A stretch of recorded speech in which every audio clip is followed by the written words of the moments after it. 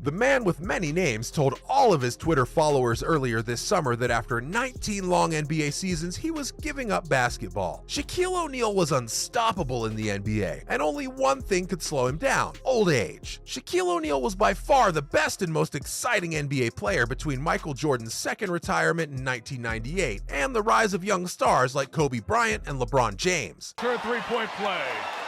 That was sweet by Bryant. Well, that's the top play of the day. In the back with the dribble, and it goes through Thompson's legs. Look at that. It goes through Thompson's legs. And Miami coming away with a one-point overtime victory. How in the world did he do that? He passed to himself off the backboard. What a shot. An incredible shot by LeBron James. During the first half of Shaq's career, the NBA was a very different place. There were more talented big men like Hakeem Olajuwon, Patrick Ewing, and David Robinson, as well as Kevin Garnett, Chris Webber, and Tim Duncan, who would all go on to be in the Hall of Fame. Even though there was always tough competition in the middle, Shaq showed he was the best. Off the dribble.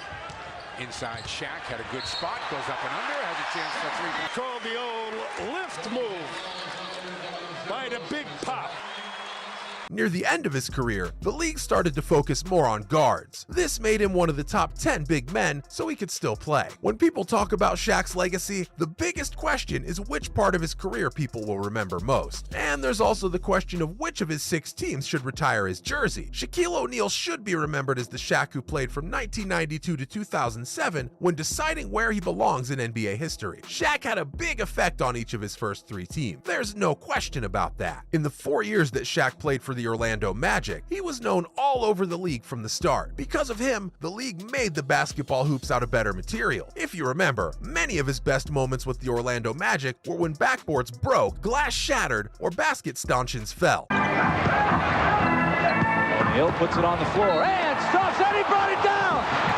Goodness. He brought the whole thing down. Oh, it broke off right on the fringe there, on the hinge. But we can't forget that he did these things in addition to winning games, even though we all love the great moments. If it weren't for Michael Jordan and the Bulls dynasty of the 1990s and Hakeem Olajuwon's better post game, Shaq might have won a ring or two in his first few seasons. By Michael Jordan, he just goes up and just puts a hand up, and a hand is part of the ball in the NBA. Misses. Bulls can cut it to 1 if they score. Here's Jordan down the middle all the way. The Orlando Magic were built to win a title. Penny Hardaway, who was young and athletic, was their point guard. In the fourth quarter, Hardaway. Penny Hardaway to the reverse. He has 13 points. Lay in. 3-point Magic lead. Make it 5, and that's the biggest. That's Michael's first miss there? Anderson to the left hand. By 9. Thank you for reminding me. Oh, Anthony Hardaway. Nick Anderson and Dennis Scott were good scorers on the perimeter. Horace Grant, who had won 3 championships from 1991 to 1993, was their big man in the middle. Only one thing was left to do: go out and win a championship. During those 4 years in Orlando, the Magic made it to the conference finals twice and to the NBA finals in 1995. No one knows how many championships the Magic could have won if the band had stayed together. But Nick Anderson says that Shaq took all those titles with him when he left the Magic in 1996 to join the Los Angeles Lakers. What do you do with the big fella, Chip? Nothing you can do with him. Walker, the ball into Shaq. He's going to the hole. Slam! O'Neal into the lane.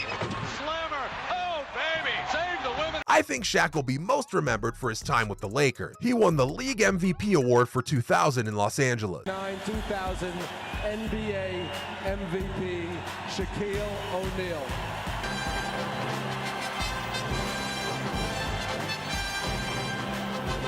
Shaq won 3 of his 4 championship rings and 3 Finals Most Valuable Player awards in Los Angeles. Shaq went from being a big star to a legend during his 8 years in Los Angeles. He was once quoted as saying, "I hope that when everything is over, people will say that Shaquille O'Neal was the best Lakers center of all time. I won't be happy until they say he's the worst big man." Phil Jackson helped Shaq get better at basketball and turned him into the dominant player he was for the Lakers in the early 2000s. With Kobe there to help him score points, Shaq could be the incredible force he was in the paint. The Lakers have already said that they'll retire Shaq's number 34 jersey at some point. His time in Los Angeles cemented his place as one of the best NBA players ever, and everything he did after that was just icing on the cake. After he was traded to the Heat, he was still a good player, but not as good as he was when he was with the Lakers. But his stats stayed good, and he was able to lead the Heat to the playoffs. Then he passed the torch to Dwayne Wade, who finished the job and won the Heat's first championship since they joined the NBA in 1988. Shaq was a big part of the 2006 Miami Heat team that won the NBA championship, but his time with the Los Angeles Lakers still beats his time in Miami. Even if you ignore the last 4 years of Shaquille O'Neal's career, you have to respect the work he did for nearly 20 years at the highest level. Shaquille O'Neal is the 4th best center in NBA history, and he'll be inducted into the Hall of Fame soon. It'd be a stretch to put him 3rd on that list, but I could easily make a case for him being 4th, along with names like Bill Russell, Wilt Chamberlain, Kareem Abdul-Jabbar, then Shaquille O'Neal in 4th place, and Hakeem Olajuwon. During an appearance on the Stephen A. Smith Show on ESPN Radio, Shaq stated that when his time comes, he'll enter the Basketball Hall of Fame with the Los Angeles Lakers. This is accurate, as I consider him to be the greatest Lakers center of all time, and this holds true. Yeah, I said it. Wilt Chamberlain was the 2nd best center of all time. However, he played the majority of his career for the Philadelphia 76ers. He played a smaller role in Los Angeles with the NBA logo and Hall of Fame point guard Jerry West. Kareem Abdul-Jabbar was an incredible player, and he finished his career as the all-time leading scorer in NBA history. However, even Shaq has admitted that he could have been as high as 2nd on the all-time scoring list if he'd taken better care of his body, been able to play in more games, and worked on his free throws more. If he had done these things, he would have been 4th on the list instead of 5th. Also, while Shaq was wearing purple and gold, he was a much more dominant player than Kareem was. Regardless of the position he played for the Lakers, he's the 3rd best player in the franchise's history, behind Magic Johnson and Kobe Bryant. Because there will probably be another player in the NBA who can compare to Shaq, his name will be remembered for a very long time. No other player has ever been as quick or as tall as he was, and no other player has